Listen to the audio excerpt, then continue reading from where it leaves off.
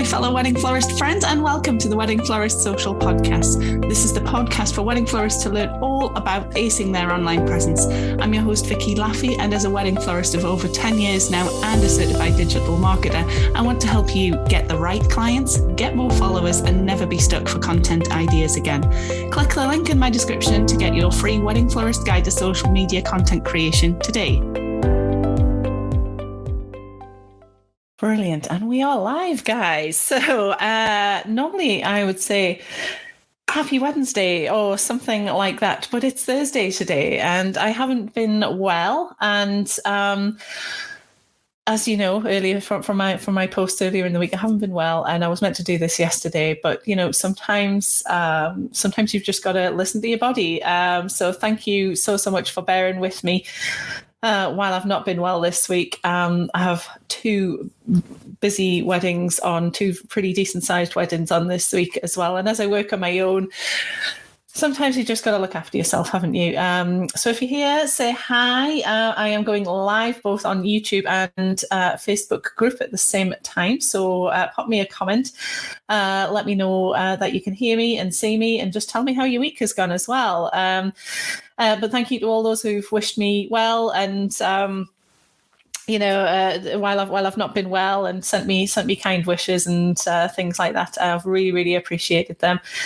My hubby, bless him, has been looking after me too. He's made sure I'm fed and watered and things like that.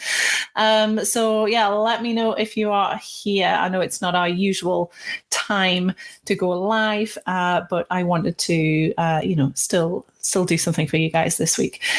So yeah, want to chat a little bit about the issue of people not seeing your posts. So we'll chat about that in a little bit. But I wanted to give you some news about a book I've written recently. So despite being ill, I have also written a book this week, as you do. The Joys of Being a Neurodivergent ADHD Person. So yeah, I've written a book.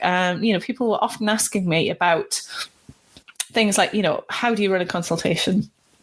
What do you ask people during consultations? How do you cost things out? And, all the sort of these questions about the business side of wedding floristry.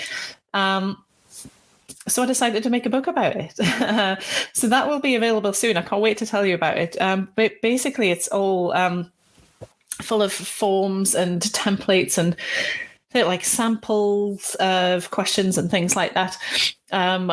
So that, you can use this during your own consultations and, in your own business when you're quoting and doing proposals and quotes and things like that. So you're really looking forward to that book coming out. I will let you know, keep an eye out for messages about that on the Facebook group or on my social media. No doubt I will splash it all over social media.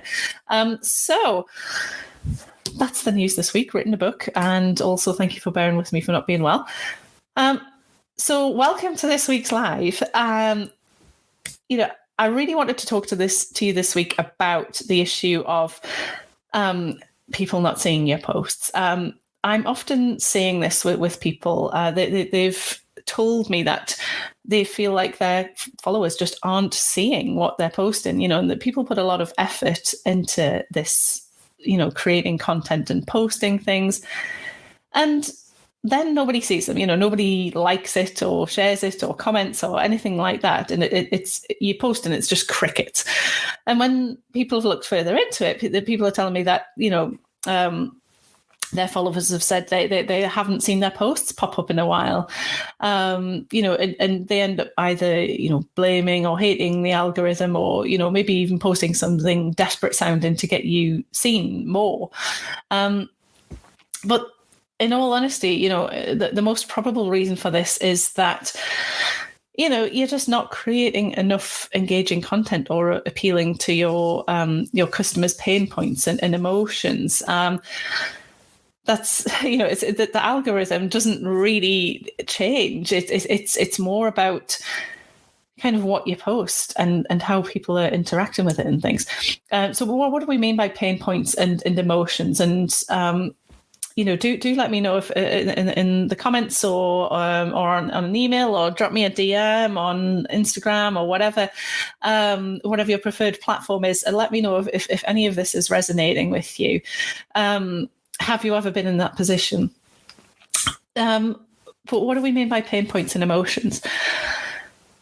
What we mean is, for anyone who doesn't know, who's listening, pain points and emotions pain points are, perhaps things that your couples, inquiring couples, prospective couples, who are, scoping you out on social media, what are they going through? What are they feeling right now? Are they particularly worried about a certain thing? Are they experiencing a certain issue?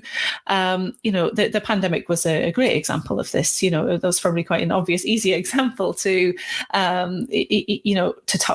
into, and posts that really tapped into that, what couples were going through in terms of postponing and wondering if the wedding was ever going to happen, and wanting to get on with starting a family, but they didn't want, they wanted to do the wedding first and then start the family. And there was all sorts of issues and thoughts and worries and experiences that people were going through. So that's what we mean by, pain points and emotions. And, you absolutely have to appeal to those. It's, I've said before, social media is social. It's not just about you. So, if all you're doing is kind of posting pretty things, then you're only doing half the job, really.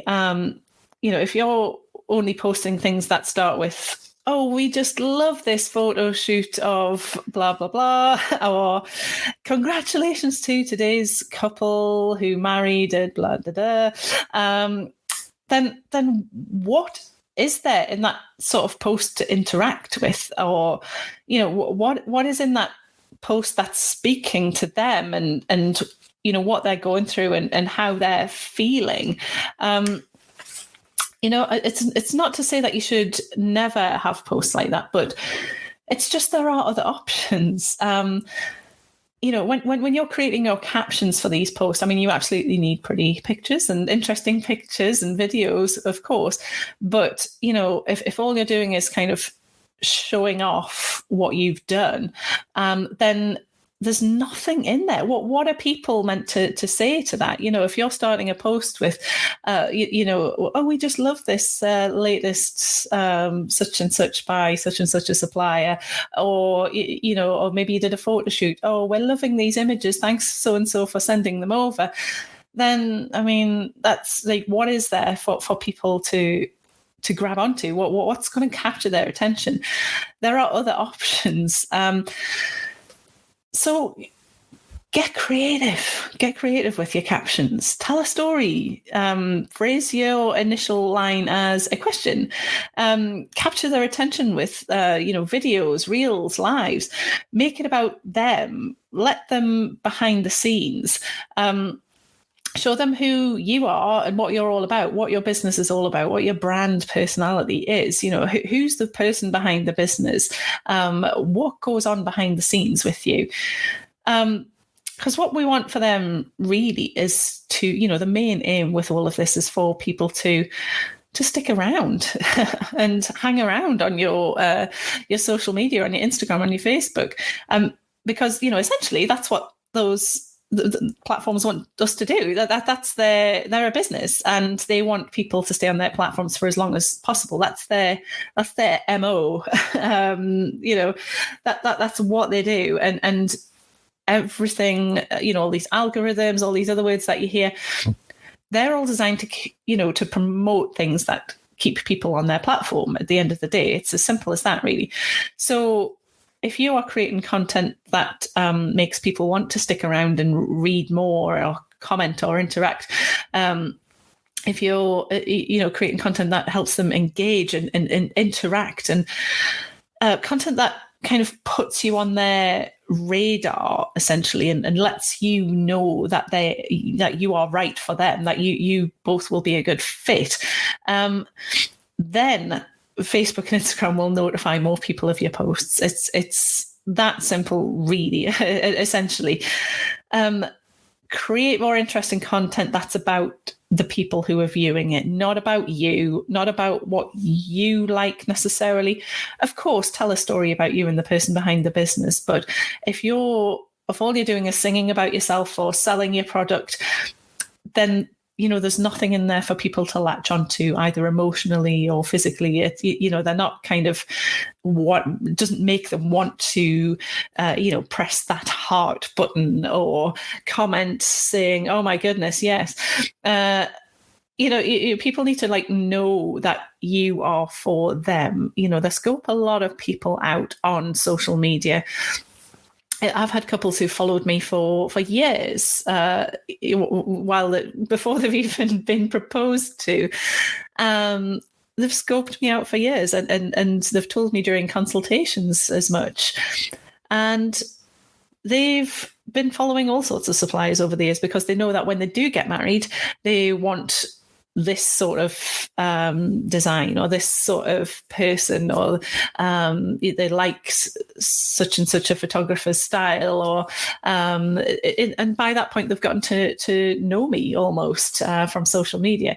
So the way to do that, the way to get Facebook and Instagram to get people to see your posts is quite simply to create content that people will engage with, rather than thinking about you and what you like and what you want and what you think sounds good. Switch that around a little bit and just think, what does my ideal client want? What are they going through? What are they experiencing? You may see these things on, for example, bridal Facebook groups or wedding-based Facebook groups. And, a lot of couples will put posts on there asking for help with a certain issue, for example.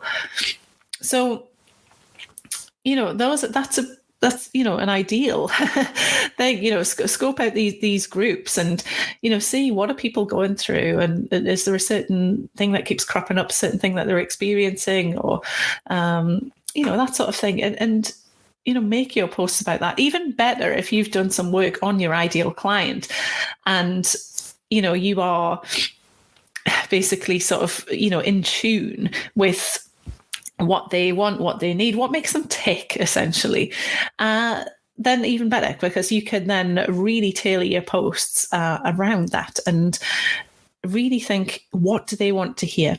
And, when you're posting something that, makes people want to engage with it, interact with it, comment on it, like it, share it, then similar to this live, actually, the more, if you're watching on the Facebook group, because we are recording this live, people will Facebook will tell people that I have gone live. It does when more people start interacting and commenting and liking. If nobody does, then it won't tell anyone, basically, which seems a bit unfair. But it's not just going to automatically tell people that I've gone live, for example, just as your posts won't tell people. Facebook doesn't just automatically tell absolutely everyone. It will only present people with the content that it thinks they will be most interested in, because again, they want to keep people on their platform, so they're not going to present them with content that they will think, well, is this boring, and make them click away, etc. So I hope that's helped today. Do let me know if any of that resonates. It's simpler than it sounds, really. I think people get themselves quite worked up about it. They don't know what to post, and I do want to talk about that in next week's episode as well, because I'm going to give you a few ideas next week as to what kind of posts you can create and what you can say during your posts. So yes, well, thank you so much for joining me. If anybody has any questions or anything, do pop them in the comments. Let me know. If you're part of the Facebook group, you can pop them in the DM. Or you can pop them in the comments, rather. Let's see if there's anybody from YouTube. Where's my YouTube fam at? I can see a couple of people watching on YouTube, actually. This is great, the system. I'm going live to both YouTube and Facebook group at the same time. So Facebook user says, "Hi, Vicky," and a little emoji. I can't see who you are, but thank you, Facebook user.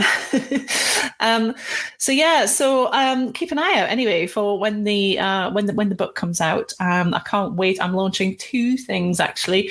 So I'm going to be launching the book that I mentioned, which is basically full of things about the business side of wedding floristry. So, templates, forms, sample questions to ask during consultations, things like that. But I'm also going to be launching a digital version where you will have the actual spreadsheet that I use for my bookings and creating floral recipes and you have PDF downloads, and there's been a couple of videos and the content planning spreadsheet, the exact content planning spreadsheet that I use. So there's going to be a couple of things coming out soon. So I am really looking forward to telling you about those. Do keep an eye out. Follow me on Facebook and Instagram. If you don't, you will see some announcements there. Don't you worry, I will splash that across every platform because, I'm a content creator. So, okay. Well, we'll leave that for today. And once again, thank you so much for all your well wishes. I am almost out of the other side of this cold that I'm going through. I've managed to slap some lipstick on today and chat to you.